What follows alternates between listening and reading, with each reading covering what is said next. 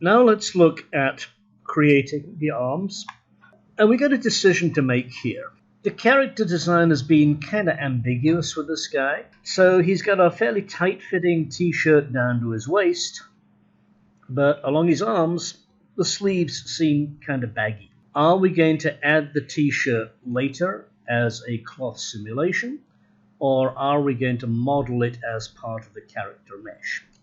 So this is a discussion to have as an animator with the character designer and also with your director or whoever else. I'm going to say let's make it all as a single mesh. So edit mode, and let's go to side view, X. Make sure we're in edge select mode, AA, Alt A, and we're going to extrude through the armholes. I want to extrude once and twice to the top. E to the center, R, G, S, Y, again G, and then E again to the top of the armhole, R, S, Y. At this sort of angle, when you scale it along the y-axis, we're also slightly rotating it. So we may have to do several operations. That'll do it. And then E up to his collar, SY, R for rotate. So that's reasonable. Let's now go to front view, which is -Y.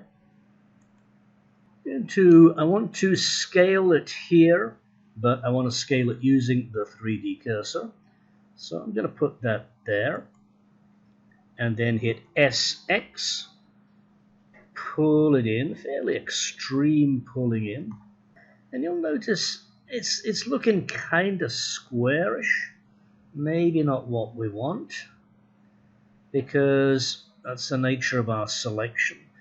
So I'm going to put the 3D cursor in the center there, SX, and make it a little more round, and then GX, pull it in, so you get more of a round cross section for his neck. Again here, Alt, left click, make sure that we put the 3D cursor, which is still enabled, there near the mirror plane, SX, okay, something like that. Right. And again, we'll zoom in here, and we'll select 4 faces. Got to go to face select mode. Now, we can't do that with a 3D cursor. We got to go back to the select button. 1, 2, 3, 4. Just check inside view. Is that what we want? Looks about right. Hit delete. Delete faces. Okay, and we can see, yeah, that doesn't look too bad. So now, vertex. Just G, pull it back, and that one may be G, pull it up there, and why not? Let's go to edge mode, Alt click. You can see we've now got a nice complete edge loop, and again we're going to go to mesh, transform, and to sphere. And as I move it to the right, as I move the cursor to the right, we get a more spherical-ish kind of profile to the beginning of the arm. G. There we go. Right, and we can clean all this up a bit later. But notice that everything here is a quad.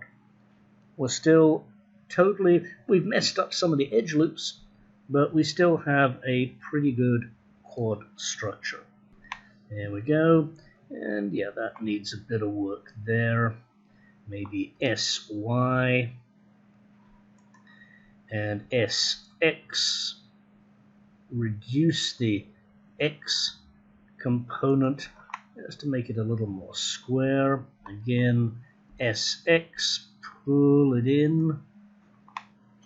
Don't want to mess too much around it, but that's not too bad.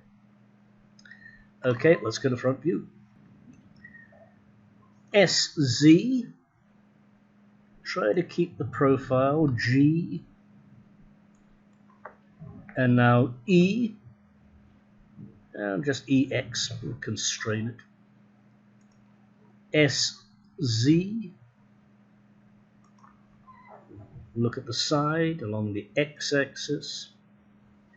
Okay, maybe just hit S, scale it in a little bit here.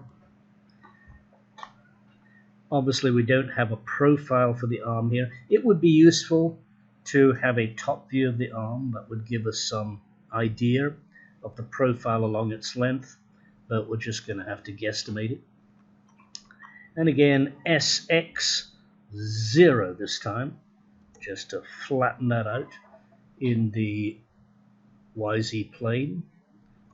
SZ, EX, SZ. Now, how are we going to do the end of the shirt? Let's look at this in 3D, which normally I don't recommend, but in this case, it's going to make it clearer what we're doing. We're working with a subdivision surface. Remember that geometry defines the sharpness of the edges. If the control cage edge loops are close together, we get a sharper curvature. So I'm just going to hit EX very briefly and stop. And then I'm going to hit ES to pull it in. And then I'm going to hit EX and pull it back. Just a small amount to give us a sharper edge. And then EX a bit more. And then ES to pull in. And then EX again to pull his arm out. So let's see that one more time. We've got the end of the t-shirt arm. We want a sharp, tight end to the t-shirt arm. EX for a very short distance. Then ES to scale in, and we can decide how thick we want the fabric to be, and it can always be changed later. And then the same thing again inside. EX for a short distance to sharpen up that transition. EX for a longer distance. And maybe ES once, ES again to sharpen up that. EX, pull his arm out. And obviously we're going to have to do some changing here. His arm is going to be more towards the top of the sleeve. How can we do that? We can select this, select more or less. So let's select more. So now I've selected the next edge loop in the geometry. Select more. Now I've selected that part of the sleeve, and now GZ, move it up, being careful not to go too far. Maybe select a little less. So select less, GZ. Okay, that's a little better. Right, and now we'll go back to a front view, -Y. Tap A twice fast to deselect. Alt click G, S, Z. And in fact, I'm going to assume that these are roughly cross-sectional along his arm. So I'm just going to hit S for scale. And that means that I'm scaling him along the Y-axis as well. Let's go in here to the next edge loop. And I want to hide the subdivision surface. So Alt click here, enable the subdivision surface again, go to front view, -Y, and S scale up a bit, again being careful, G, Z, S.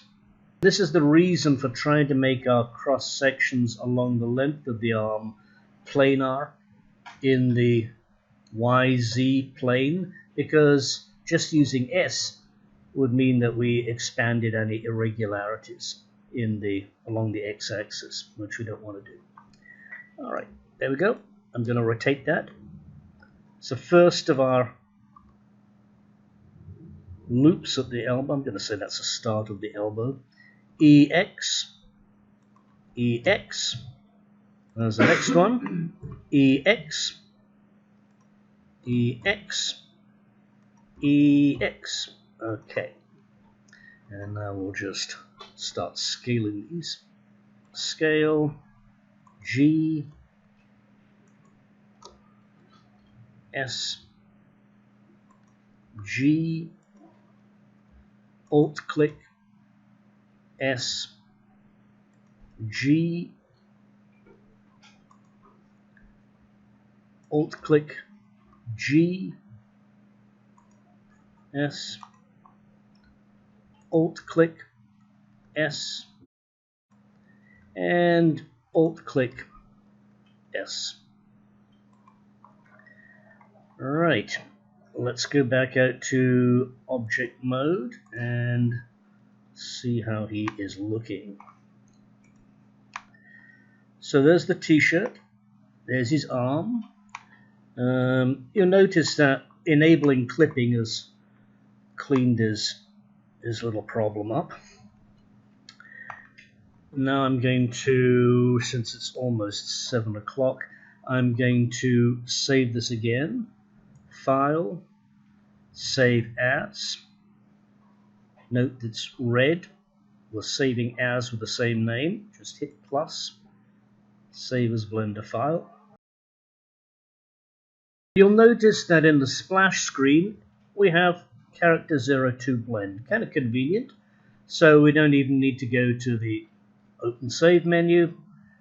Just click on him and there he is. One other thing we might want to do, thinking about it, is I'm going to save the image here.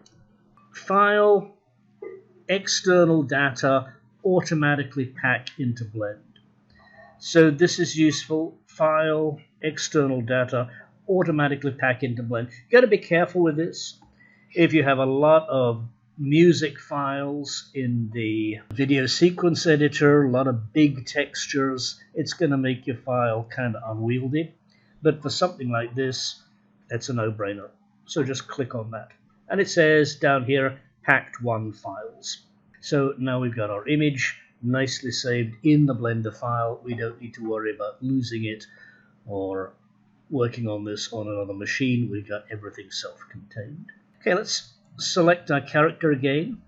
I'm going to go into edit mode and let's do a little neck work. Alt click. I think that's probably fine. I'm going to say ES, scale it in, and you'll notice we're starting to get kind of a keyhole shape here. So because most of the geometry is there, I'm going to say SX, pull it over here, and then with any luck I shall be able to go to Mesh, transform, our favorite command this evening, to Sphere, and oh, that didn't work at all. And you see why it didn't work at all? Because it's trying to transform it to a sphere around its geometric center. That was why we got the peanut shape. So that's not going to work for us. Let's go into edit mode and simply select these two, GX, just move them in, or just do a manual reorganization of the geometry here. Again, GX, pull that in, and finally these two guys, GX, And there we go. So sometimes just manual operations will do the job as well as any of the inbuilt commands. Okay, let's again Alt-click. Remember that even though you're in vertex mode, you can actually Alt-click and select an edge loop. Let's go to side view, X, G, just pull up, and maybe back a little bit, S, Y, G, R. He's got an interesting neck shape. So how many edge loops do we want here? Well, I'm not sure. Let's just do one extrusion here. And before I'm doing anything else, I'm going to go in and look at this neck. Go to Edge, select. How many edges do we have? Edges 8. 8 out of 548. So the whole of the neck is going to be 16 edges. That's important to remember, because now we're going to make a head. I'm going to go back out into object mode and go to side view, Shift A, and we'll add a cube. That is a big cube. Let's scale it down and move it up a little bit. And Control A, apply that scale. We're scaling it in object mode, and add a subdivision surface. Add modifier, subdivision, so that it now becomes what's known as a quad sphere. In other words, it's an approximate sphere, but every face is now a quad. We don't want to keep this subdivision. In object mode, we want to apply it. We want to collapse this to pure geometry. Apply. Go to front view. Go to edit mode, vertices, AA. Select the verts on the left side, the same side as our mirror operation for the rest of the body. Delete verts. Oh, didn't select those ones. Easy done. Delete verts. Right. A, G. Let's move it over here. Now we want to bring it in to the body. We want to include it in the body mesh. How do we do that? Start by selecting the head, shift click to select the body. So it's the last item selected. It's the active selection. I think it's Control J. Yeah, Control J still. Right. And you see what it does. It instantly mirrors it the same way as the body. The modifiers are applied to this as well, and it adds another subdivision surface. We're in object mode, right click, shade smooth. Okay, now we can go into edit mode, and we can hit G, X. Notice as soon as I get these coming together, they snap together because of our clipping option. Must enable clipping. Let's hit AA because we still have that previous selection on the neck, and let's go to a side view. I'm going to scale this up. So click on any element, a vertex, an edge, a face. Remember Control L. Control L selects the linked. I'm going to scale it up. AA, select these two. G, these two. G, these two. G. What have we got at the base of the head? We've got a potential hole here, which will be 1, 2, 3, 4, 5, 6. vertices around. We want to bridge a hole in the base of the head to the top of the neck. So ideally, doesn't have to be, but ideally if we want to avoid unnecessary triangles, should have the same number of verts. So let's bring an edge loop here, and maybe one here, and then escape out of that. And you can see by adding those edge loops, we've suddenly made his head squarer. It's not a bad thing, but it may not be appropriate for your character, so be aware this is something you might not want to do. Alright, so now what do we have here? 1, 2, 3, 4, 5, 6. So it's going to be 12 edges around the top of the neck. We need 4 more, which means 2 more each side. And I wonder if it's better actually to reduce the number of edges here. Let's try and do that. I'm happy with the geometry of the head right now, frankly. I don't want to mess with it. So let's see if we can do something imaginative with the neck to reduce the number of edges around it to a matching 12. Let's hide the subdivision surface. There we go. So now we're just seeing the control cage. Let's start merging verts. I'm going to go into vertex selection mode. Let's merge these 2 verts together. Actually, these 3 together. Alt-M. Alt-M, merge vertices at center. Okay, well that looks really stupid because now we got 2 triangles. However, if we select that central edge and we hit delete dissolve edges, hey presto, we've got a quad. 1, 2, 3, 4 sides. Let's do that again since it works so well. So back to vertex mode. 1, 2, 3, Alt-M at center, edge, select. If we hit delete edges, we make a hole in the neck. So obviously that's not going to work.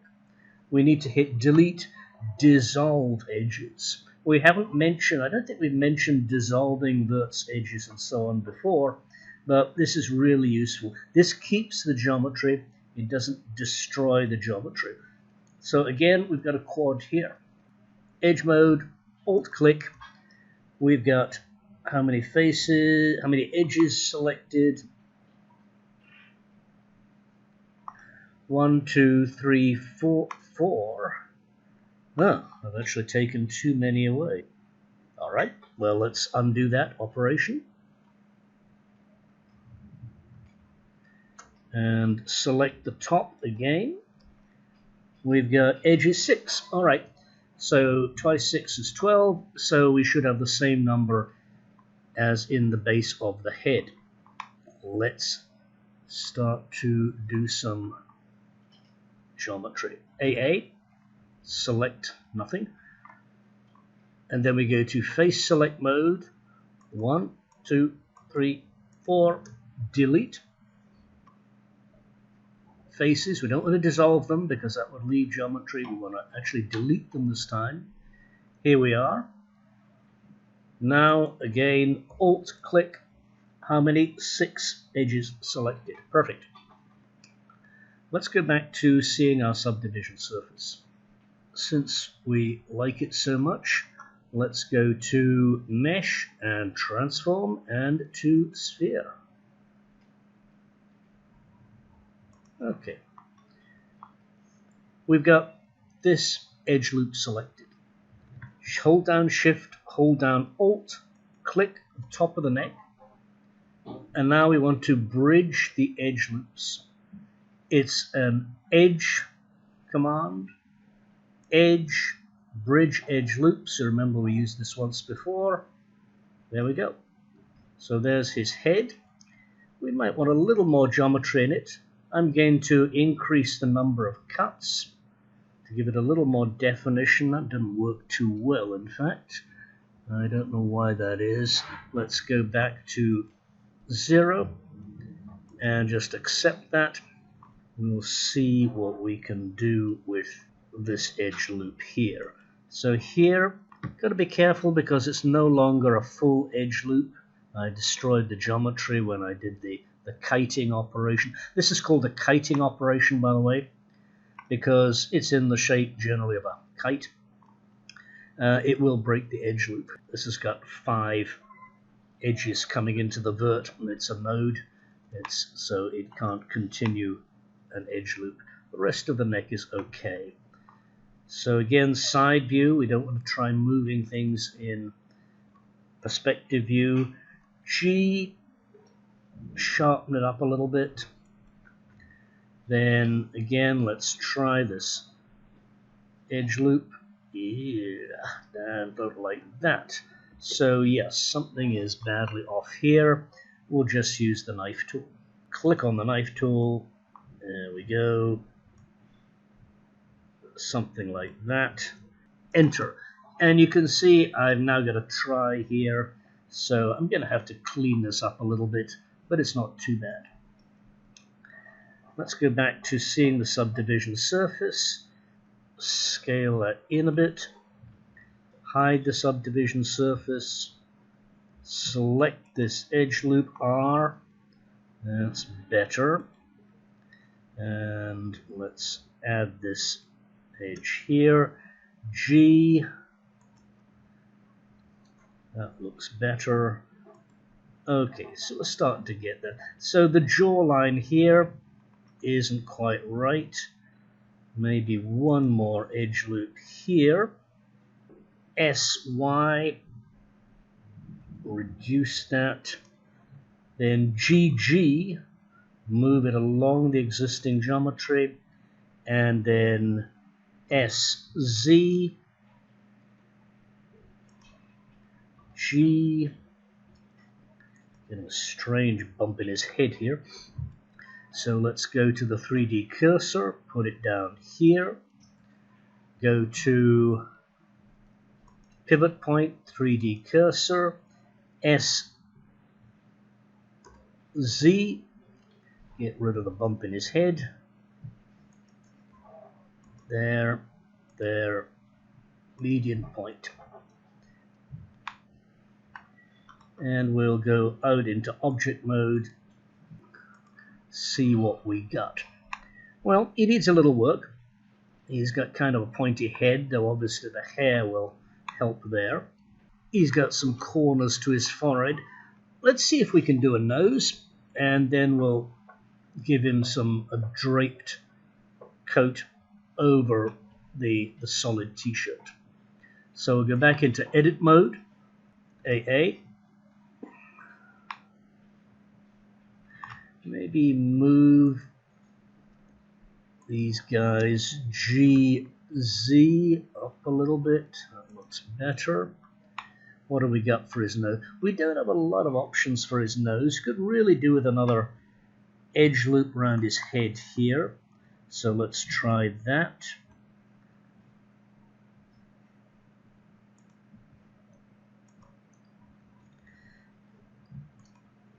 And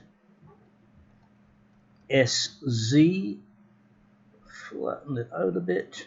GG, move it along the existing geometry. SY, that gives him a better profile for his head at the back. And it also gives us a little geometry for a nose here. And this is a cartoony style character, so that's the kind of nose he's going to get. Delete. Face. And we'll go to edge mode. Alt, left click. EY. F for face. Maybe add a little more detail to the root of the nose. So another edge loop. GY. Select these two guys. SZ. GZ. GG,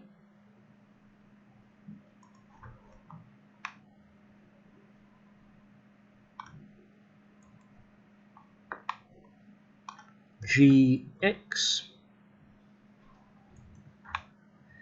and we can continue to work on this in later on. GZ, but we're starting to get, well, actually he's got a lumpy nose. This is a bit too much of a serious nose, but yeah, let's just move that in. GX, and maybe go to vertex mode. Let's push the bridge up a little bit. GZ and GX. Always constraining these to axes. Here again, GX. Something like that. Let's go back to object mode.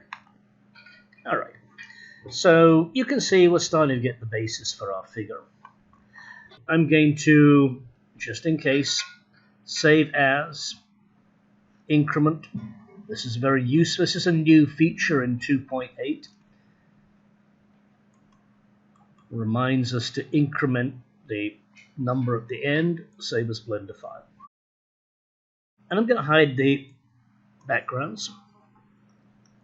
Let's go in here. And yeah, you can see we've got a little bit of a crease here. We need to clean up our geometry a little bit. But on the whole, it's not too bad.